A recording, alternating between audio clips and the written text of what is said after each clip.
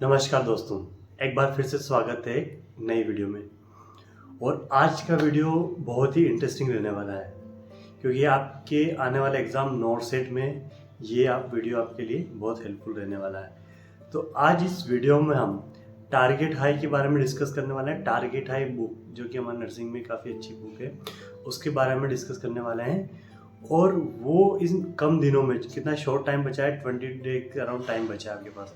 तो इनमें target high को किस तरह से अच्छे से यूटिलाइज़ किया जा सकता है, किस तरह से हम टारगेट हाई को पढ़ें जिससे कि हमें नोट सेट में अच्छी सिलेक्शन मिले हमें। ठीक है, तो आज इस पूरे वीडियो में हम टारगेट हाई के बारे में बात करने वाले हैं। टारगेट हाई के रिव्यूज़ बात करेंगे। ठीक है, क्योंकि बुक तो बहुत बड़ी है पर अब टाइम कम है, वो टाइम को के अकॉर्डिंग यूटिलाइजेशन करना है। तो आज इस पूरे वीडियो में मैं आपको पूरे अच्छे से कंप्लीट बताने वाला हूँ कि टारगेट हाई का यूटिलाइजेशन कैसे करें, किस तरह से हम टारगेट हाई को पढ़ें। देखो, ये टारगेट हाई बुक काफ़ी बड़ी है। ठीक है, अब इसमें 1500 पेज है इसमें। ठीक है, अब आपके पास इतना टाइम तो है नहीं कि आप इन 1500 ही पेजों को अच्छे से पढ़ें। ठीक है, पर इस टारगेट हाई में बेस्ट बात ये है कि काफ़ी सिस्टमेटिक तरीके से और आपको एक सिलेबस को काफ़ी कंसाइज कर सकते हो आप इसके अकॉर्डिंग। ठीक है, बहुत जल्दी आप इसका रिवीजन कर सकते हो। ठीक है, तो उसके हिसाब से आप पढ़ सकते हो। अब जैसे कि टारगेट हाई में बात करें, शुरू में जो कुछ इंडेक्सेस दिए हुए हैं जिसमें रिसेंटली कुछ अपडेट्स वगैरह आए हुए हैं, जैसे कि कोविड के अपडेट्स दिए हुए हैं। ठीक है, जो जो अपडेट्स आए हुए हैं वो दिए हुए हैं, तो ये इन इंडेक्स को आप अच्छे से पढ़ लो तो आपका मोस्ट ऑफ पोर्शन काफ़ी अच्छा सा रिवाइज हो जाएगा। ठीक है, और अब बात करते हैं कि आपने हो सकता है ना कि कोई सब्जेक्ट, जैसे कि अब टाइम कम बचा है नोट सेट का, सडनली इसका नोट सेट का एग्जाम्स आ गया है। ठीक है, टाइम कम है आपके पास। अब बहुत से बोल रहे हैं कि MSN का हो गया, OBG का हो गया, फंडामेंटल कम्युनिटी का नहीं हुआ।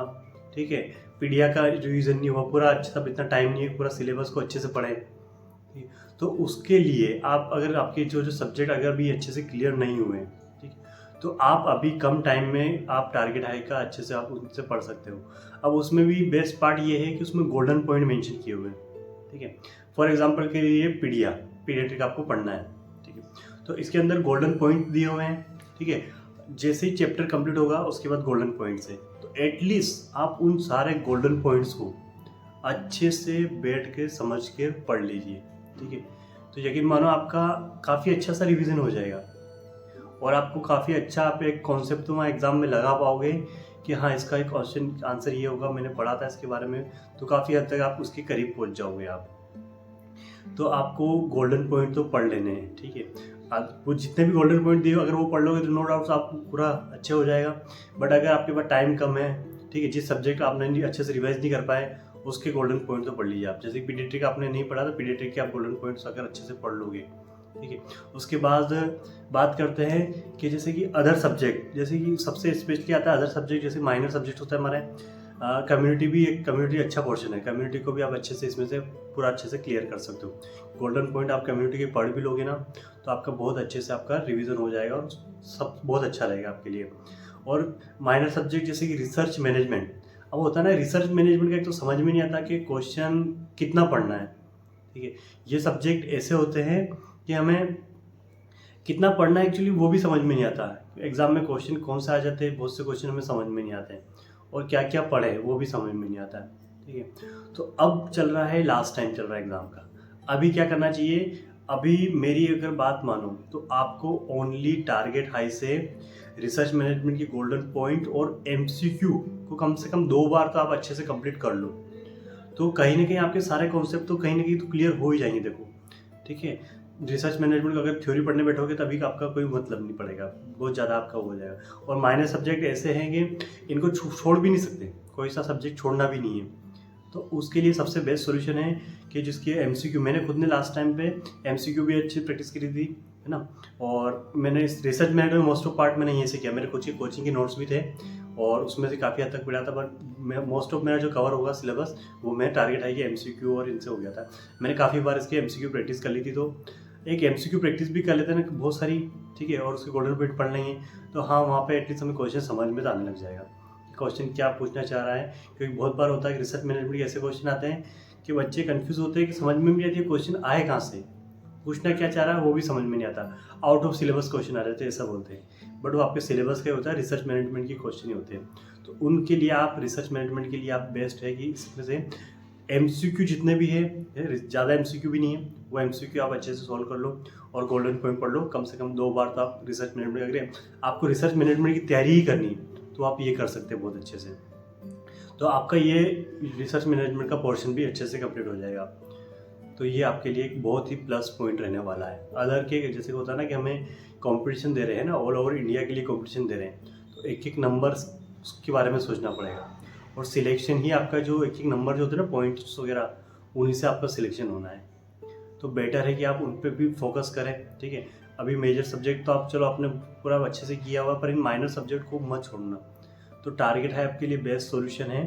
टारगेट हाई में से आप उनके एमसीक्यू और ये अच्छे से सोल्व कर लें, आपके दोनों सब्जेक्ट क्लियर हो जाएंगे। मैं बोल रहा हूँ बहुत जल्दी, 2 दिन में आप 2 दिन से भी कम टाइम में आप अच्छे से आप क्लियर कर सकते हो। तो आपके लिए सबसे बेस्ट रहेगा ये पोर्शन।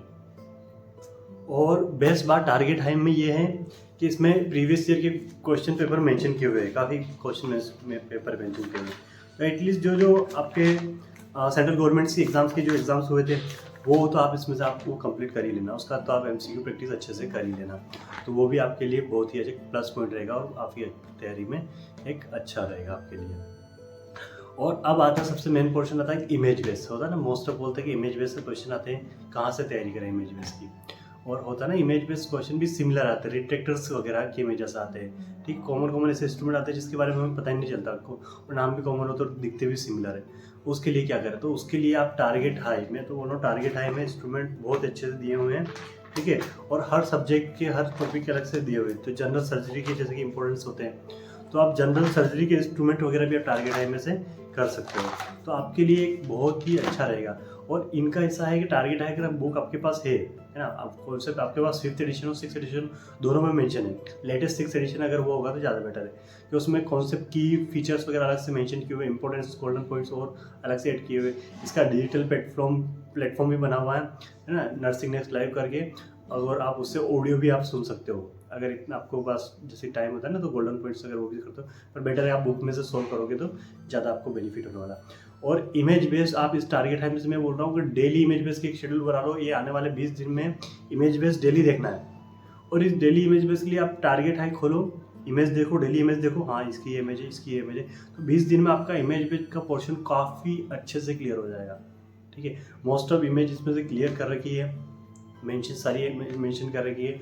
तो आपके लिए बहुत ही प्लस पॉइंट रहने वाला है इमेज का पार्ट। तो आपके लिए कॉम्पैक्ट, और मैं कोई प्रमोशन नहीं कर रहा हूँ देखो टारगेट हाई का।